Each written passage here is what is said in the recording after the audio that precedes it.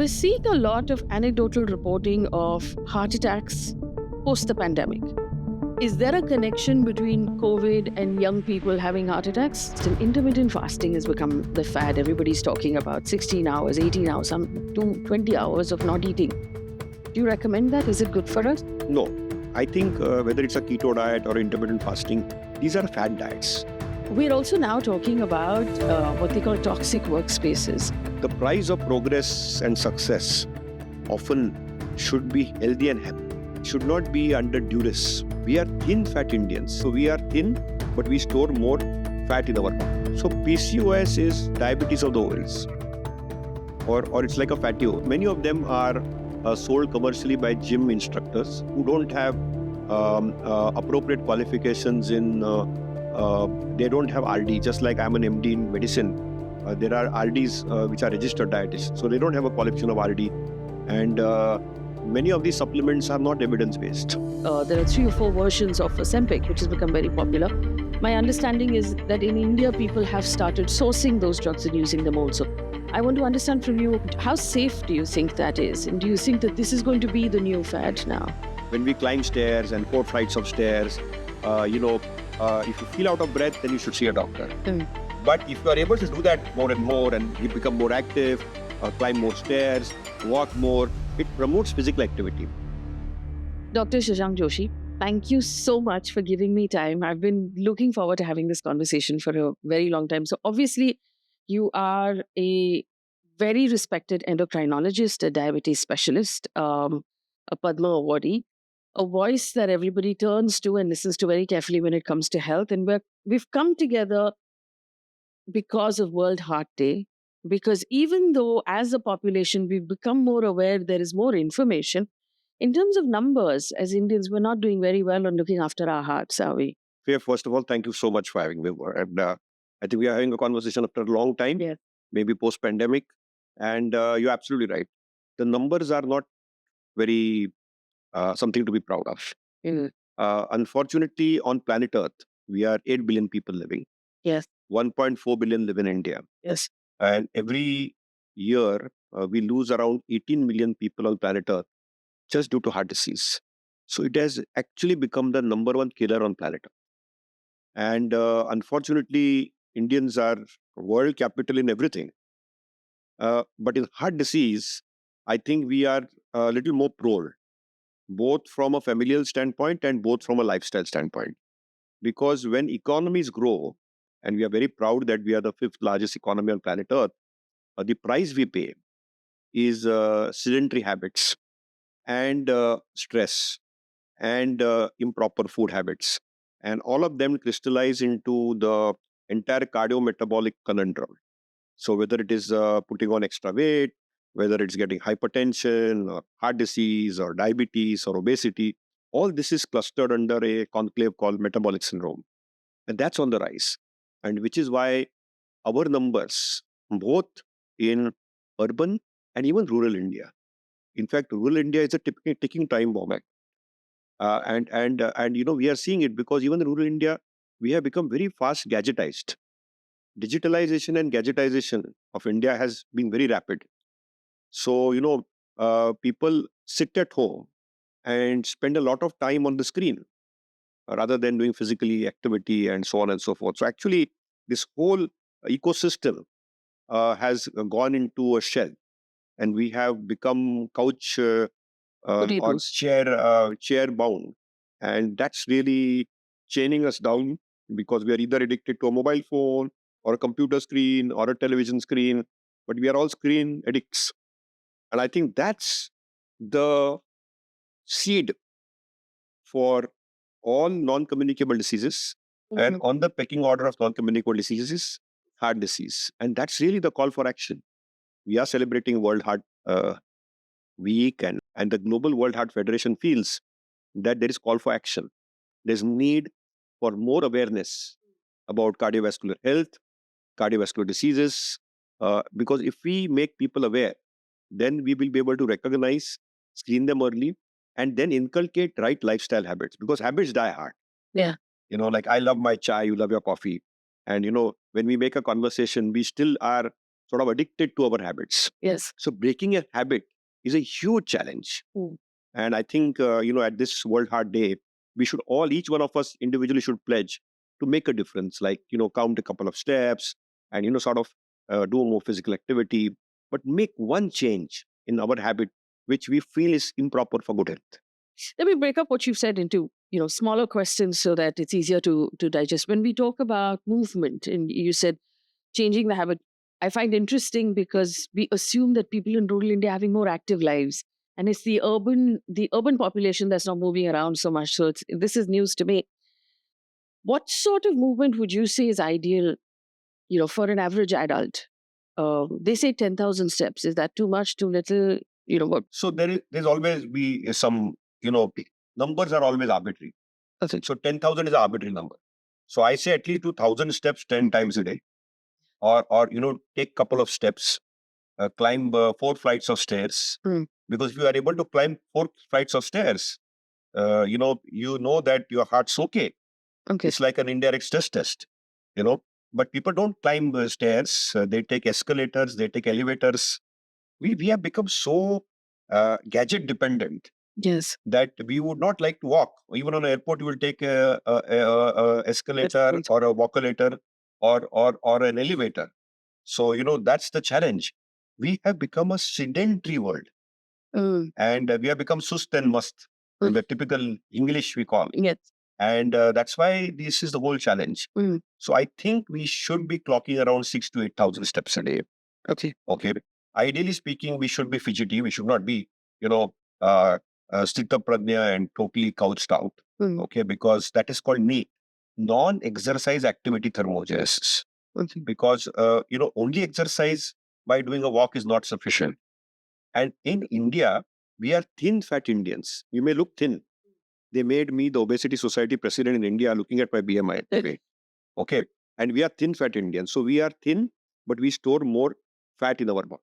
Wait. And therefore, we need to be more physically active, actually. And we need to do muscle strengthening exercises because we have something in India called sarcopenia, which is leading to heart disease, which is leading to diabetes, which is leading to obesity, which is leading to hypertension and cholesterol. Dyslipidemia is called cholesterol problem. And that is because we don't have adequate muscle. So we should do muscle strengthening exercises. We should do, at least 10,000 steps a day. And we should be fidgety all the time. And if you can do proper structured exercise, nothing like it.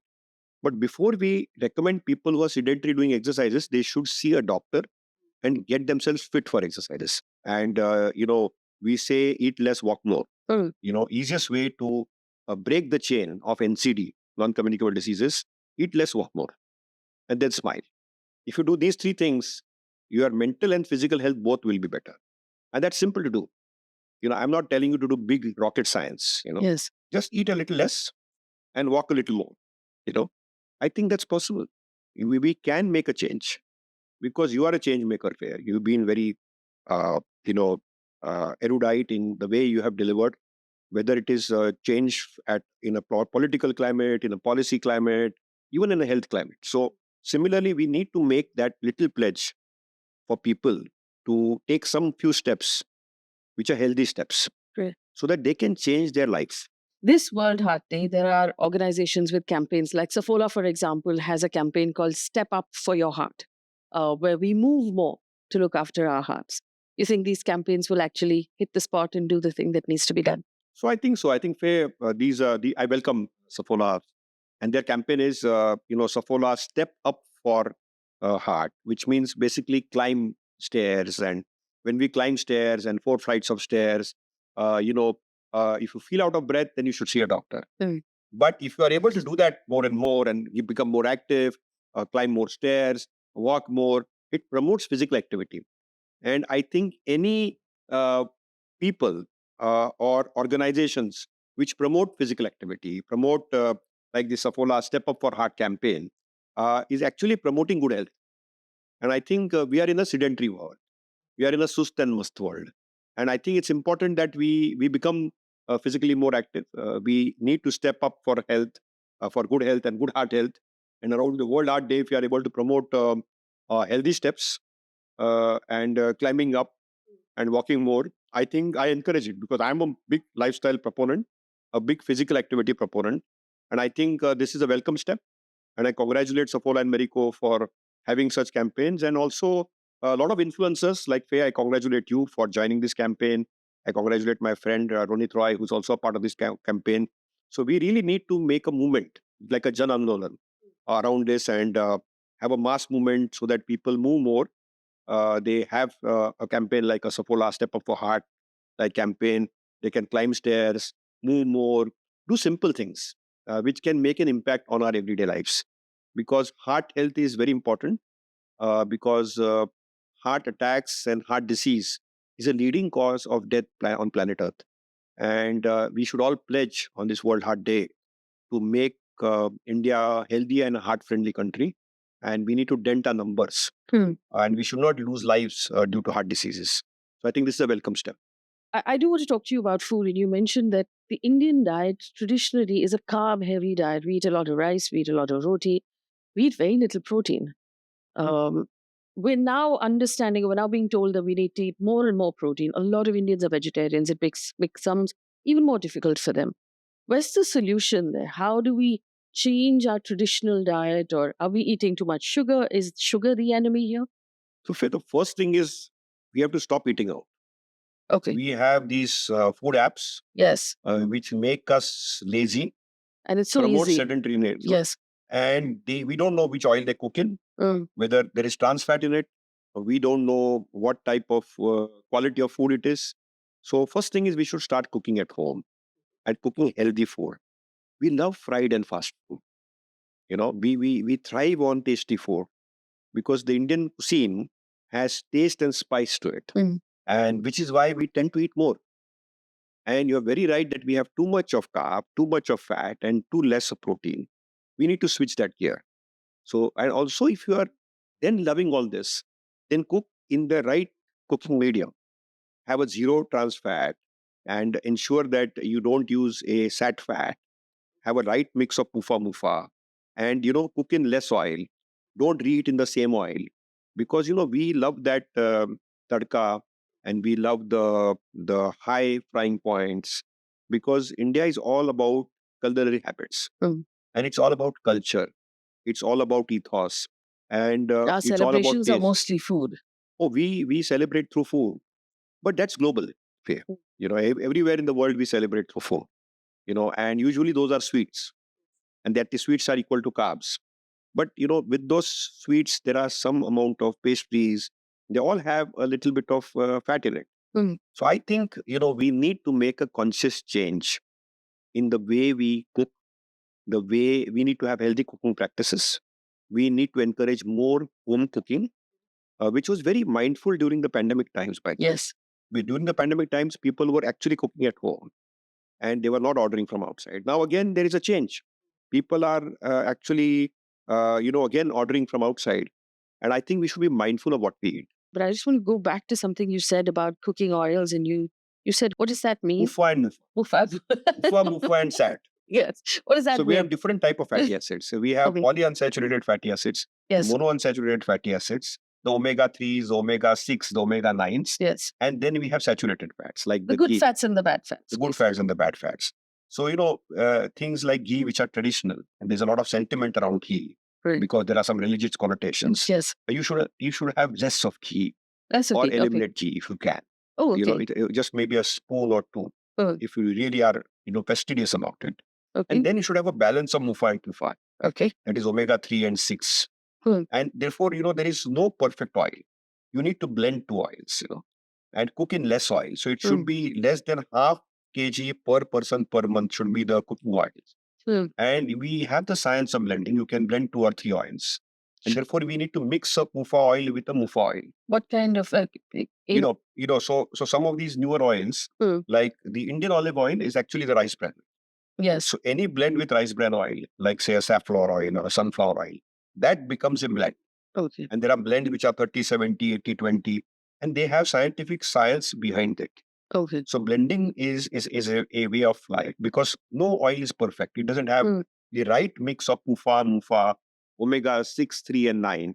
And also remember, these oils have to be stable when you heat them in the frying conditions. Yes. They should also be stable in a shelf life. A lot of street food is cooked in reheated oils, which is very dangerous for heart Yes. because it creates a lot of oxidative stress. Right? Mm-hmm. And my warning to people is don't eat street foods. They are very tasty, but they are cooked in the reheated oils. Yes. Cook the same street food at home in a blended oil. So even at home, once oil has been heated up for the puris, Yeah. and it's still in the kadai, should not use it again. Should throw it out. Absolutely. 100%. You What, got hap- it right. what happens if you heat it and use it If you again? keep on reheating it, and some of the oils have evidence that even if you reheat it, nothing happens. But I would still say throw it out. Because when you reheat it from the same oil, you're creating an oxidative, stressful environment. So free radicals are generated. So you will actually, lose that little advantage which you have from a blended oil or a good quality oil. So I think that's something which we need to recognize, that reheating should be discouraged completely. One of the things that India has always had that all our mothers and grandmothers swear by is haldi. Correct. Turmeric. Put haldi in water, put haldi in doodh, put haldi on a wound, put haldi on a swelling. Haldi is the universal solution. Do you agree that haldi is good for us? Turmeric has its very good medicinal properties. It's a functional food of eminence as long as it is lead free. Pale India Foundation had a big movement that a lot of food in turmeric in India has leads in it, and it can impact child health and adult health. They just came out with a survey.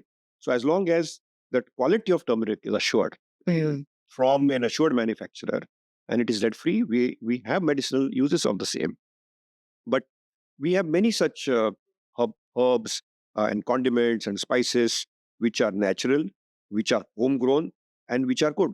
So I think we need to encourage some of these. I'm not saying we should discourage, but we should also generate science and evidence around it. When we're talking about cholesterol and eating right, I must ask you about eggs because we talked also about protein. So for those people whose traditional religious beliefs allow them to eat eggs, initially we were told eggs will actually increase cholesterol and we should reduce, maybe not eat the yolk or eat only the white. What is your recommendation with eggs? Because it's an easy source of protein. So I think egg never should be discouraged for people who believe they can consume it. The egg white is a pure source of protein. Growing children consuming eggs or healthy people consuming eggs is reasonable as long as there is a limit. There is something called as a Lakshman Rekha. Unfortunately, in India, we don't follow that. We don't know where to draw the line. As simple as that. And I think if you draw a line in limits, I think it's an excellent food. But I would not encourage it. If people have a disease, then it has to be medically prescribed. White is a protein source. Yellow, you need caution. So we're also now talking about what they call toxic workspaces, or the pressure we're putting on people in workspaces to work long hours. There's a lot of stress. They're not sleeping enough. They don't have proper food habits because the work is just taking up their entire day. An entire generation of Indians right now are getting crushed under toxic work. What happens to our hearts? What happens to our livers when we live these lifestyles in our offices? We are creating diseases, mental health diseases, but more than mental health diseases, we are generating heart disease, diabetes, hypertension, and many other diseases. So I think having you called it toxic work or culture or environment is a very difficult time. And we as Indians love to generate stress. We love to create negativity, and we want to be very scholastic and we want to progress. The price of progress and success often should be healthy and happy. It should not be under duress. And we have a hierarchical and an intimidatory culture. And that makes this worse. And this has directly led to people skipping meals, sleeping less, getting anxiety, and eating improper foods. So what happens in such an environment? Food becomes a source of pleasure. So food becomes an addiction, and people start. What they do is they skip their breakfast. Yes. Then sometimes they don't have time for lunch. It's a delayed lunch, and when they come home, they attack food. So it's like a source of pleasure, and they eat like a sugar bomb and a fat bomb, and then they gain weight. Before you know, things have happened, and then they have disease. So I think this is something which we need to discourage. I think we need to encourage a large breakfast, moderate lunch, and a light dinner. We need to encourage home cooked food. We need to encourage, if you can't have home cooked food, at least try to have healthy foods, like say have oats which are tasty, like a masala oats, or or something which is more conducive for good health. Because oats have beta glucan. They blunt the sugars, they blunt the craving, they make you more healthy. That's science around it. It's not some horse food.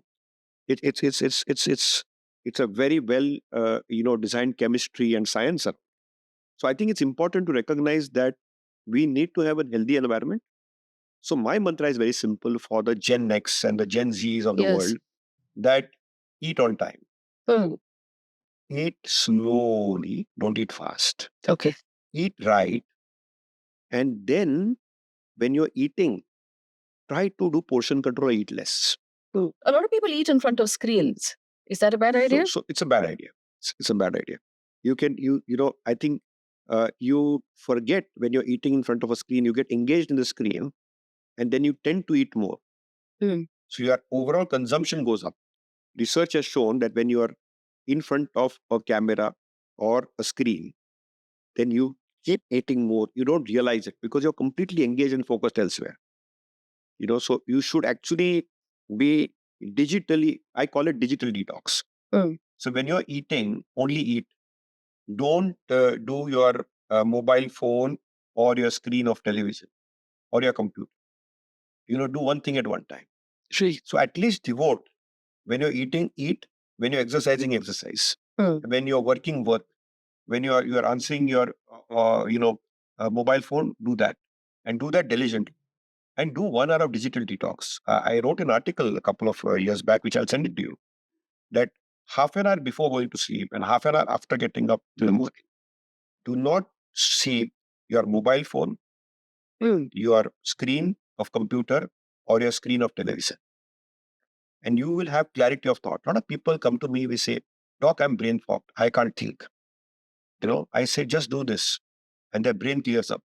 So this is called dopamine fasting. There are a lot of fastings in India. Yes. There are religious fastings. There are fastings called intermittent fastings. So this is a new buzzword called dopamine fasting. What is dopamine fasting? Digital detox. So what is digital detox? Half an hour before going to sleep and half an hour after getting up in the morning. Don't look at your mobile phone, your computer screen, and your television screen. Do something else. Spend that time for yourself. Listen to good music. Do a prayer if you are religiously oriented, or do some form of physical activity and reboot yourself. And you see how happy and healthy you will be. So this is called dopamine fasting. So different types of fasting come in. And fasting is useful as long as you know when to break the fast and you know how to stay healthy about it. So I think it's important that we do these small little things which are very doable rather than telling some impractical solutions. So you brought it up, and I'm glad you did. That was going to be my next question. Intermittent fasting has become the fad. Everybody's talking about 16 hours, 18 hours, some 20 hours of not eating. Do you recommend that? Is it good for us? No. I think whether it's a keto diet or intermittent fasting, these are fad diets. These are extreme diets. And these diets, the global data, see, we are in an evidence-based generation. So the global data shows that eating less, caloric restriction is as good as any intermittent fasting or any keto diets. So it doesn't matter. It doesn't matter. So as long as you eat less and totally restrict your calories, it's as good as intermittent fasting. Because intermittent fasting, last year at the American Heart Association, there's a paper from China which linked it to heart attacks. So, sometimes doing these drastic diets can actually be counterproductive for your health. So we don't know the truth of it and the science around it. So if you have a wedding target to get into the right attire, okay, they may have some role. But beyond that, whether they are safe, I don't know. Do they work? Short term, they work. Long term, I don't. So that is the evidence-based answer. See, we have to be science and evidence-backed. I do want to ask you also about fatty liver. Yes. A lot of Indians, and it's not necessarily people who are consuming alcohol anymore. What causes fatty liver? And are there lifestyle changes that can be made to avoid it or to battle it? So, as I told you, looking at me, people made me president of the Obesity Society. I don't like the word fat because fat word has a stigma attached to it. So globally also they don't like it. Okay. So they changed the term. Formerly, it was called as non-alcoholic fatty liver disease. Now it is called as metabolic associated fatty liver disease. So the N became MAFLD, and the NASH, which was non-alcoholic steatohepatitis, became MASH, metabolic associated steatohepatitis. See, when we eat too much, Professor Roy Taylor, who gave the Claude Bernard lecture in Madrid 2 weeks back, he said that when we eat too much, there is caloric excess. We generate fatty liver, that generates a liver cycle, that will generate and pour out lipids like cholesterol, that will go into the pancreas and generate a fatty pancreas. A fatty liver, fatty pancreas will cause type 2 diabetes. So that is why fatty liver can also cause heart disease. Fatty liver can cause multiple other things. So the word fatty should be avoided. We call it MASH or MAFLD, metabolic associated steatohepatitis or metabolic associated steatotic liver disease. And it is a harbinger for poor health. So just like heart health, liver has also become a target because liver is our energy powerhouse of the body. It is our metabolic factory. See, our body needs energy. Every cell of our body needs energy. So we need money. 24/7, where do we go? We go to an ATM machine. So liver is like an ATM machine. Whenever we need money, we go to an ATM machine, we insert a card and we get the money out. Similarly, whenever our body needs energy, which is glucose, then liver is like an ATM machine. Signals will go and they will pour out the glucose from the liver. Yes. Okay, that is ATM. Then what is muscle? Why do we say build muscle, build muscle? Muscle is like a saving bank account. Okay, that is important because that also is a important energy house. And finally, we have fat. Fat is a storage house. It is like a fixed deposit. Okay, we keep on accumulating fat. And then fat also is good fat, bad fat. In the good fat, it is actually metabolic healthy. It's called brown fat. Right. And that is been exploited by social media influencers, that browning of rice and browning of bread. That is nothing but caramelization, nothing more than that. So it's important to recognize that this fat is like a savings bank. So liver, being a 24/7 factory, is always under insult. And when there is fat accumulated inside it, that will lead to long-term liver disease called cirrhosis and also sometimes liver cancer. And that is why it is important that eating less, eating healthy, and walking more, and taking that healthy step is very important in the entire ecosystem of even reversing metabolically associated liver disease or the so-called fatty liver, which you just alluded. When we talk about that, there's also now these new drugs that are available, mostly being used in the West, being used a lot by celebrities to lose weight. There are 3 or 4 versions of Ozempic, which has become very popular. My understanding is that in India, people have started sourcing those drugs and using them also. I want to understand from you, how safe do you think that is? And do you think that this is going to be the new fad now? So, Faye, this is a big common question which is often asked to me.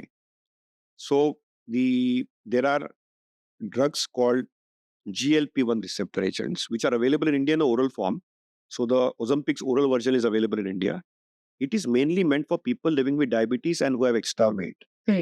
It's approved for that. It's not approved for obesity. It is called semaglutide, the generic name, and it is available as 3 milligram, 7 milligram, 14 milligram. And mainly it causes very good glucose control with fat control and weight loss. But it has to be given under medical supervision. Yes. It is strictly under medical supervision. It cannot be given the way people are marketing it. Okay. Economy of Denmark is more than Novo Nordisk.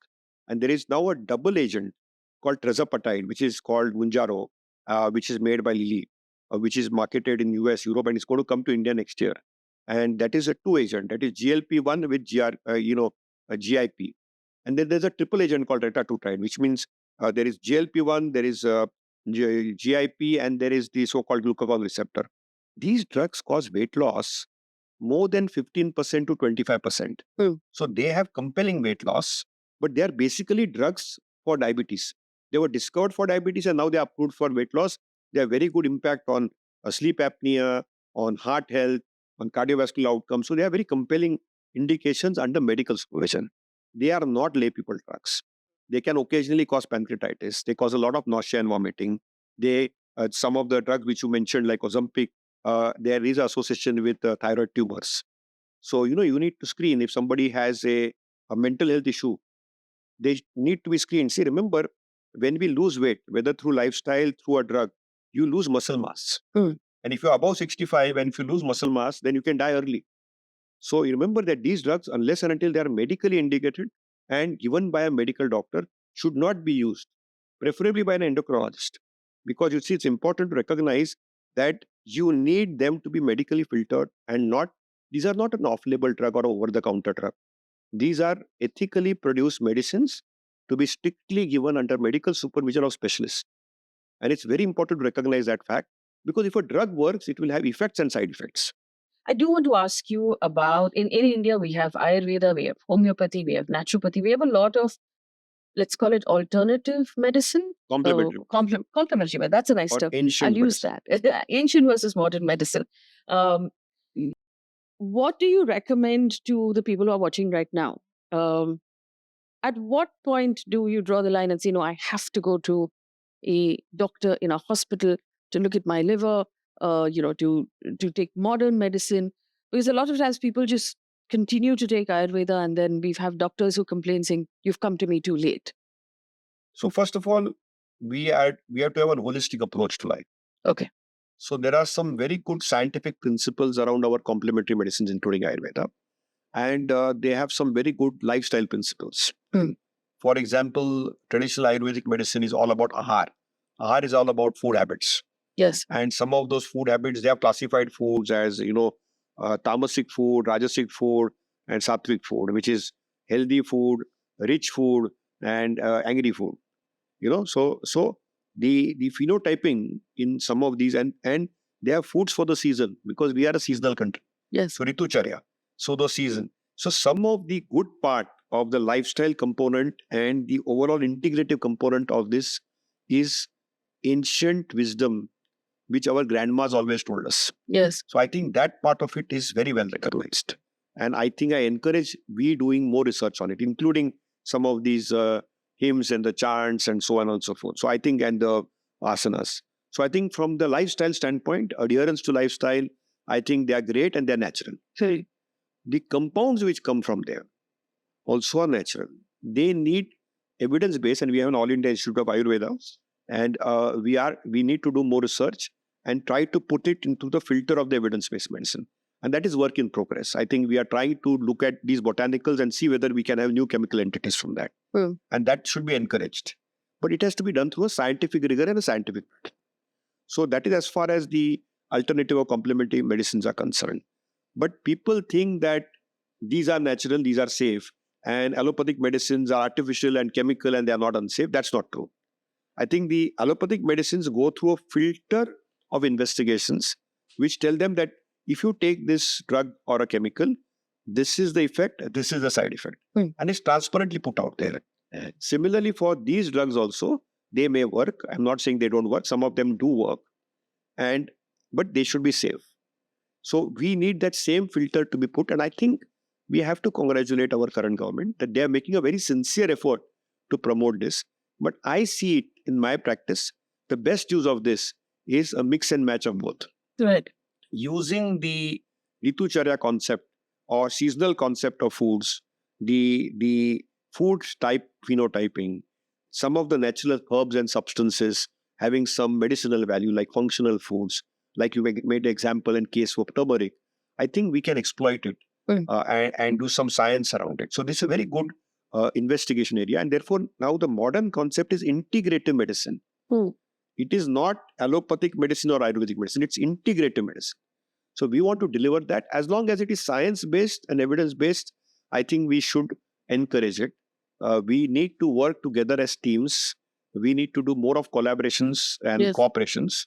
But we should also remember that some of them can have steroids, can have metals, and they can harm the kidney sometimes. So we need to also filter them through a pharmacovigilance filter. And that's equally important to recognize. And I think the Ayush Ministry is now putting them through these filters.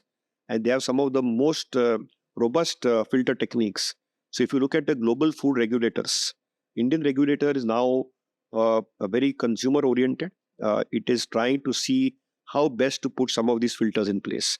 So I think uh, it's still not prime time, but I think we are getting to the right mix and the right people. And one size doesn't fit all for you.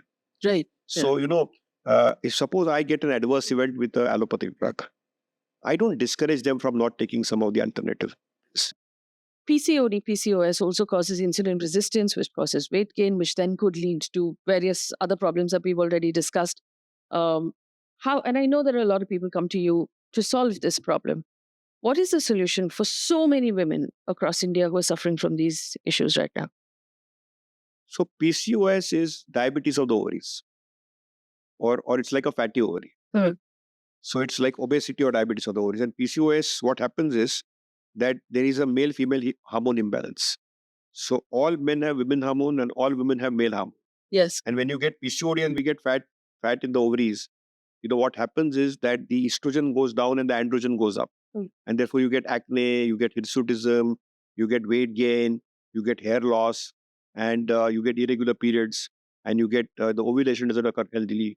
That's PCOD effect. Yes. And it's a lifestyle issue again. Again, the same mantra will apply. It's a universal mantra, whether it's heart health mantra or PCOS mantra or fatty liver mantra is again, eat less, eat right, do more physical activity, sleep well, do a digital detox, and then, see a doctor and take some simple beyond lifestyle measures and weight loss measures, take some medication which can reduce the androgen levels, either through, pharmaceutical means or through sometimes surgical means.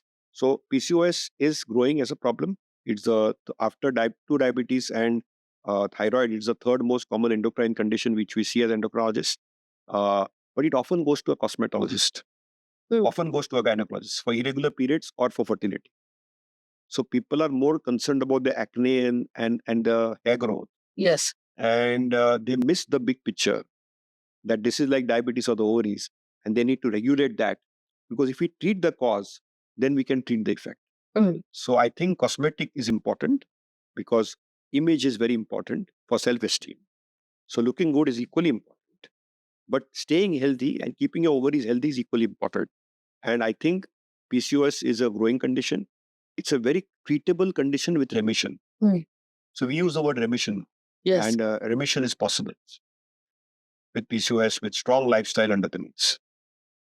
I do want to also ask you about protein powders. A lot of people who are now working out, staying healthy, are leaning on protein powders to make up for whatever protein they need to consume. It's not a natural form of taking in protein. Do you recommend it? Some people have protein powder shake instead of breakfast. Is that a good idea? So I don't recommend. Many of them are sold commercially by gym instructors who don't have appropriate qualifications in. They don't have RD. Just like I'm an MD in medicine, there are RDs which are registered dietitians. So they don't have a qualification of RD, and many of these supplements are not evidence based. So they are sold just like popular myths.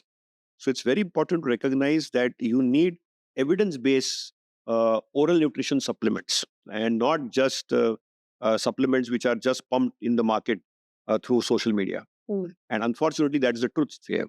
So I think having triple balance of right proteins, which is backed by science, by randomized controlled trials, are few. And if they are used, they may have some value. But they all can be substituted by foods. So if a particular person cannot get those proteins through food sources, Yes. because they have disadvantages, like say they are vegetarian predominantly, but even in vegetarian, we have nutritional sources. We have very good sources of soya-based, sources of protein. We have very good vegetarian sources of protein through nuts and many other substances. So I first encourage a natural source. And if there is a no natural source, then I encourage evidence-based oral nutrition supplements. And that is far more impactful and effective rather than just using them because your gym instructor has told you, because he has a commercial intent in selling some of these. And I think we should be a little cautious because not necessarily some of these supplements may be safe. All these supplements have a nitrogen base. And remember that excess of these supplements sometimes can hurt your kidney. So in the long run, so they need a filter. And I think the FSSAI is very vigilant that some of these may not be perfectly safe, and you need to be a little cautious.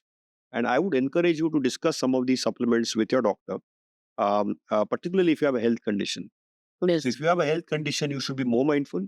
If you are a healthy individual also, don't just take it because somebody told you to take it. I think you have a lot of science out there. Talk it out and discuss it with your doctor colleagues, and then take a call on it. And your nutrition colleagues who are qualified. Because you see, it's important to understand that there has to be an expert behind the prescription. And it should not be an over-the-counter thing. So I think it's important that some of the supplements may have value in it, some do not have a value in it. And not necessarily everything you feel is there out is safe. And it may not be safe for you. For example, if you just take proteins and don't have adequate water and you are dehydrated, you'll actually end up damaging your kidney. So a lot of advice around that has to be also scientifically appropriated. And that's equally important to recognize. We're, we're seeing a lot of anecdotal reporting of heart attacks post the pandemic. Is there a connection between COVID and young people having heart attacks? Is there any research to back that? So your observation is very correct. And that observation is a universal observation. Uh, uh, I don't want to get into any of the controversies around it. I think the health-seeking behavior improved around COVID times. People became health-seeking, and therefore more people screened themselves for heart disease. And I think, therefore, there's a growing recognition of these problems. This is an investigative area of research. We are trying to investigate worldwide whether there is a linkage of increased incidence of cardiovascular deaths and cardiovascular events after the pandemic times. Because pandemic made us homebound, generated a lot of stress, and the healthcare access to a large proportion of population was restricted. And after the pandemic, as the lockdowns got unlocked, people went into a rebellious behavior. So, that time they were very health seeking, suddenly became deleterious towards health consequences. And they binged a lot, and they encouraged a lot of lifestyle. They felt that they have been born again. It's like, Faye 2.0, Shashank 2.0, and then they suddenly became unhealthy. And that probably has led to inappropriate lifestyle and could have led to this little recognition. Also, people were more aware of a condition like a heart disease. So awareness went up. We are celebrating World Heart Day. And I think that's equally important to recognize. And I think there is definitely a increase because we are a growing population. So when the population grows, the numbers will grow. So you are absolutely right. Whether there's a link with long COVID, whether there is a link with long COVID is also a very ill-established term. But whether there's a link, like if I had COVID, sometimes I feel I'm not as sharp mentally as I was before. And my memory sometimes gets clogged. If I see someone like you, sometimes I have an issue whether I can recognize that name. And, sometimes I need to use my spectacles. It happened today with us. And sometimes we are not able to recognize people. So that is it long COVID? Every time we blame everything to COVID. Okay. But we need to do science together. And I think the scientific data is not prime time to suggest a link, but there is an observation. And all I can tell you is that we again need to be mindful of a health-seeking behavior. Get yourself screened for heart disease. If you can't climb 2 flights of stairs or 4 flights of stairs, you feel out of breath, see a doctor, see a cardiologist. If you have a family history of heart disease, because we're talking World Heart Day, if you have a family history of heart disease, if you have a risk factor of heart disease like blood pressure, cholesterol, diabetes, you have little extra fat around your abdomen, okay, at least get a heart testing done, like say a stress test done. If your doctor feels a CT angio has to be done, get it done, but do it under medical supervision. So I think health-seeking behavior and getting yourself screened, particularly in the vulnerable population, because we all as Asian Indians are vulnerable. Right. Because we have a very high incidence of this disease. So I think that is very important. And keeping a right, healthy lifestyle with a healthy step is very important. I'm reiterating this point again and again because I think all you need to do is just, do your healthy steps and try to keep heart attacks away. Just like you used to say, have an apple and keep a doctor away. Similarly, if you do some healthy steps, eat a little less, you actually and sleep well and smile, you actually can try to keep heart attacks away. And I think being mindful and aware and getting yourself tested is not being paranoid. We are not encouraging you to do that, but at least trying to tell you that you need to be sensitive to it. Because I think very clearly your linkage was right, and we will see some more science around this in times to come. Dr. Joshi, thank you so much for your time. I really appreciate the patience with which you've answered all of my questions today. Thank you. Thank you. Thank you for the opportunity.